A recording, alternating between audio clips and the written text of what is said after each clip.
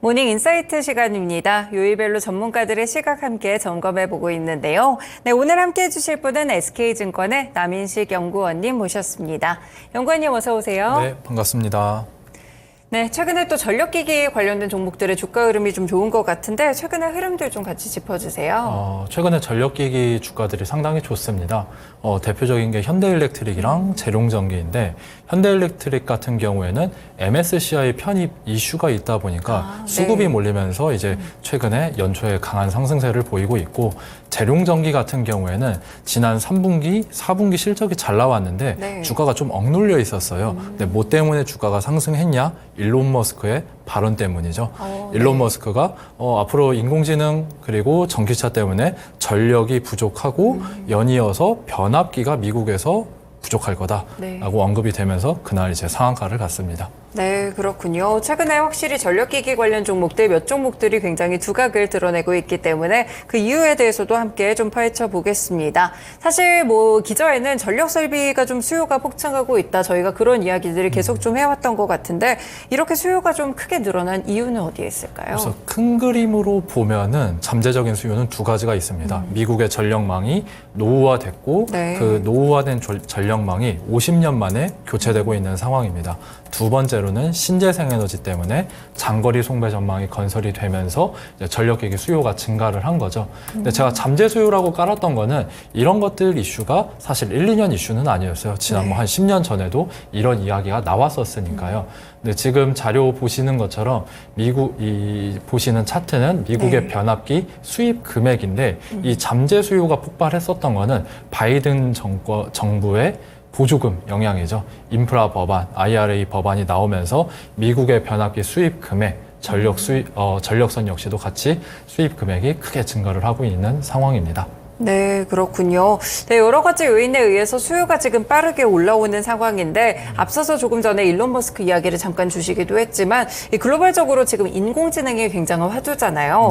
인공지능과 관련돼서도 전력기기 수요와 연관이 있다고요? 연관성이 매우 높습니다. 그래서 미국 기준으로 보면은 지난 20년 동안 전력 소비량이 0.5%밖에 그냥 매년 0.5%밖에 증가를 안 했어요. 근데 최근에 나오는 이제 미국의 이제 전력망 관리 업체들의 리포트를 보면은 인공지능, 데이터 센터 그리고 리쇼어링 이슈로 인해 가지고 미국의 공장이 많이 지어지니까 전력의 피크가 매년 2%씩 증가할 거다라고 언급을 했습니다. 그리고 지금 보시는 거는 왼쪽에 보시는 게 월스트리트 저널의 작년 여름의 기사인데 일론 머스크가 작년 여름부터 계속 그런 말을 많이 하고 있어요. 지금 우리가 인공지능, 전기차 이야기를 하고 있는데 실상은 미국이 전력이 앞으로 2년 안에, 5년 안에 부족해질 거다. 변압기도 쇼티지가 터질 거다라고 강조를 했습니다. 그리고 오른쪽에 보시는 사진은 미국 유틸리티 회사의 컨퍼런스인데 일론 머스크가 화상회의에 참석하면서 유틸리티 회사들 너네들 정신 제대로 차려라. 지금 전력이 이렇게 부족한데 너네들이 빨리 발전기 많이 설치를 하든 신재생 에너지를 하든 뭐 원자력을 하든 전력을 빨리 확보를 해야지 자기가 이제 인공지능 그리고 전기차 사업하는데 차질이 없다라고 강조를 하고 있습니다. 네, 그렇군요. 이렇게 AI붐도 연관이 있는 것 같은데 그렇다면 이 수치상으로 좀 봤을 때 노후화된 전력 교체라든지 또 AI붐 이렇게 좀 비교를 해봤을 때 AI붐이 미치는 영향이 어느 정도의 영향력이 있는 걸까요? 지금의 기업들의 매출액단으로 봤었을 때는 사실 전체적인 거는 노후 전력기기 교체 수요, 신재생 에너지 수요가 대부분이고 이제 AI 수요는 조금씩 붙어가고 있어요. 왜냐면은 지금 데이터 센터들이 다들 있기는 하고 지금 엔비디아에서 뭐 H100이라던가 차세대 제품들을 준비하고 있는데 인공지능을 위한 전용 데이터 센터가 아직 건설이 되고 있지는 않습니다. 근데 이게 건설이 시작되면은 전력 수요가 올라가다 보니까 그러면 이제 뒤이어서 인프라 업체들인 전력기기 업체들의 매출액 영업이익에 반영이 되겠죠. 그래서 요약을 하면은 아직 인공지능으로 인해서 전력기기들의 직접적인 매출액이 잡히지는 않습니다. 근데 충분히 기대해 볼 만하다라고 요약할 수 있을 것 같아요. 네, 지금의 수요 자체는 뭐 노후화된 전력 교체라든지 신재생 에너지 쪽 수요가 강하지만 이제 앞으로는 데이터 센터들이 많이 지어지게 되면서 여기에 대한 수요도 추가적으로 계속 좀 반영이 될 수 있다라는 이야기를 함께 주셨습니다. 그리고 이제 좀 중요한 게 사실 뭐 인프라 법안이라든지 인프라에 대한 투자 때문에 또 이런 전력기기들의 교체라든지 미국에서의 수요가 많이 발생을 했던 것 같은데 사실 이제 11월에 대선이 또 예정이 돼 있잖아요. 네. 지금도 계속 뭐 트럼프 전 대통령이 여러 가지 발언들을 하게 되는데 이 대선은 어떤 영향을 줄까요? 그래서 이 질문지를 받았었을 때 사실 네. 산업을 분석하고 기업의 이익을 쫓는 입장에서는 약간 불편한 질문이에요. 네. 왜냐하면 이게 이분법적으로 사람들이 생각을 하게 하고 그 아래에 있는 이슈들을 완전히 다 잡아먹거든요. 제가 단순하게 생각하면 바이든 정권이 집권하면 태양광, 풍력 올라간다. 네. 뭐 트럼프가 집권하면 원자력 그리고 오일앤가스 주식이 올라간다. 이렇게 생각할 수가 있는데 사실 밑단에서 보면은 굉장히 복잡합니다. 그래서 그거를 오늘 조금 말씀드리고 싶어요. 네. 그래서 정치적인 관점에서 보면은 제가 이 자리에서 뭐 바이든이 그러니까 민주당이 신재생 에너지 좋아하고 공화당이 오일앤가스를 좋아한다. 이거를 말씀드리고 싶지는 않아요. 세 가지를 말씀드리고 싶은데 네. 첫 번째는 공화당 지지자들의 태양광 선호도가 많이 증가를 했습니다. 지난 바이든 정권에서 태양광 패널을 이제 공화당 지지 지역에다 많이 설치를 하면서 네. 그거를 사실 공화당 이제 당원들이 인지를 한 거죠. 아, 태양광을 까니까 나쁘지 않구나. 전력도 저렴하게 사용할 수 있구나. 해가지고 이제 공화당 지지자들의 태양광 선호도가 사실 많이 증가를 했고요. 네. 두 번째로는 민주당 지지자들 입장에서는 원자력에 대해서 상당히 우호적으로 생각하고 있습니다. 그러니까 한국과는 조금 많이 다르죠. 네. 그래서 저탄소 발전원의 하나로서 이제 원자력을 많이 주목을 하고 있고요. 세 번째가 중요한데 양측 모두, 그러니까 공화당, 네. 민주당 모두 다 전력망 현대화의 필요성에 대해서는 인지를 충분히 하고 있습니다. 왜냐하면 미국에서 산불이 발생을 하면은 네. 변압기가 터지면서 더 크게 산불이 번지는 경우가 많거든요. 대표적인 사례가 작년에 하와이 산불입니다. 그거 같은 경우에도 하와이안 일렉트릭이 이제 피소를 당했거든요. 너네들이 전력망 관리를 제대로 안 해서 산불이 더 커졌다라는 이슈 때문에 사람들도 많이 죽고 그랬잖아요. 그래서 양측 모두 이제 전력망 현대화에 대해서는 필요성을 인지를 하고 있습니다. 그래서 정치적인 관점에서는 이런 세 가지 포인트를 기억해 주시면 좋을 것 같고 네. 산업 관점에서는 태양광, 풍력 모두 지금 좋지 않습니다. 수익성이 너무 낮아지고 있어요. 네. 그러니까 태양광을 보면은 중국의 저렴한 태양광 패널들이 유럽, 미국 시장에 덤핑이 들어가고 있습니다. 그래서 하나솔루션도 4분기 때 어닝 쇼크를 기록을 했고 미국의 태양광 기업들도 주가, 수익성 모두 다 낮아진 상황이죠. 풍력 역시도 힘듭니다. 인플레이션 그리고 뭐 금리 인상 때문에 풍력 발전 프로젝트 IRR 수익성이 안 나오다 보니까 그 프로젝트들을 다 뒤집어 엎고 있거든요. 네네. 그래서 CS 윈드 같은 경우에도 이번 4분기 때 실적 발표했을 때 어닝 쇼크를 좀 크게 기록을 했고요. 그래서 정치적인 측면에서 그 세 가지 포인트, 산업 관점에서는 수익성을 보면서 이제 신재생 에너지 주가들을 봐야 된다라는 거를 강조드리고 싶어요. 그래서 요약을 하면은 지금 솔직히 말씀드리면은 신재생 에너지 그렇게 전망이 밝지는 않습니다. 네.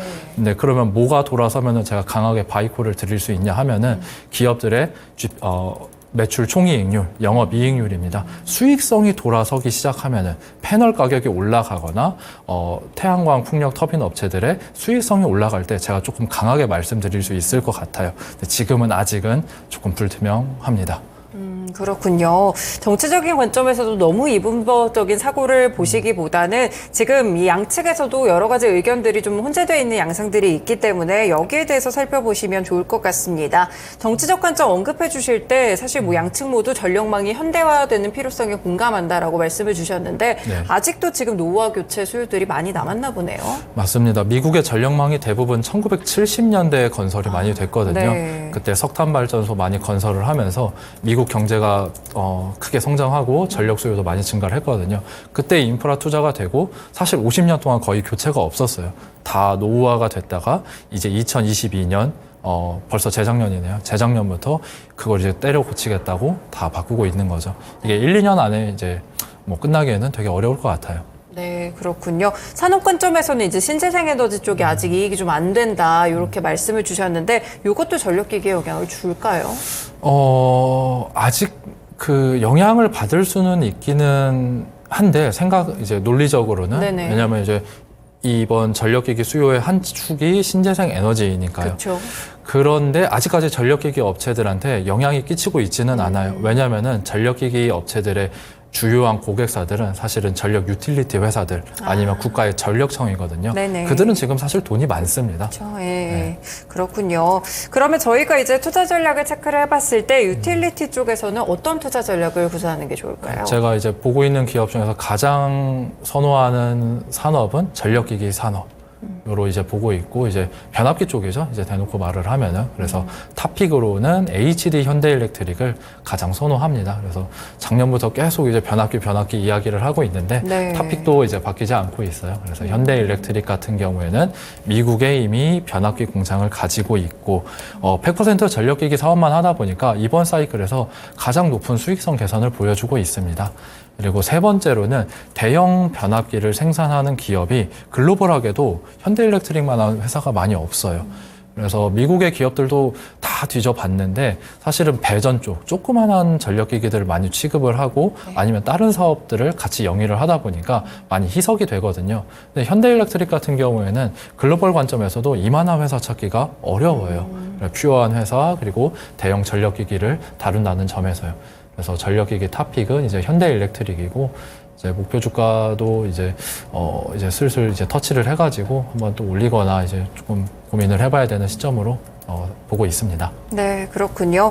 HD 현대일렉트릭을 일단 토픽으로 같이 꼽아주셨는데요. 사실상 뭐 주가가 좀 많이 올라왔으니까 부담스럽지 않나 이런 측면들도 있을 것 같아서요. 뭐 LS 일렉트릭 이런 종목들의 경우에는 조정 많이 받고 약간 뒤였잖아요. 네. 어떻게 좀 보실까요? 이런 가격적인 측면에서는. 그래서 펀드 매니저들이랑 이제 세미나를 하면은 많이 받는 제가 챌린지를 많이 받는 것 중에 하나가 아니 위원님 현대일렉트릭 PBR을 보세요. 너무 비싸다. 차트를 네. 봐라. 너무 무섭다. 이렇게 하는데 맞습니다. 예, 효성중공업, LS일렉트릭, PBR, 현대일렉트릭보다 싼 거 맞고 차트로 봤었을 때도 부담이 없는 거는 맞아요. 네. 근데 이거는 제 경험상 사이클이 시작을 하면은 대장주를 꽉 쥐고 들고 가는 게 제일 이제 뒤돌아섰을 때는 주가 수익률이 좋다라고 말씀드리고 싶어요. 네. 그래서 사이클이 꺾이지 않는 한 아직 선행 지표가 꺾이지는 않다 보니까 그렇게 되면은 현대일렉트릭에 조금 더 포트폴리오를 집중을 하는 게 저는 훨씬 더 맞는 투자 의사 결정이다라고 생각해요.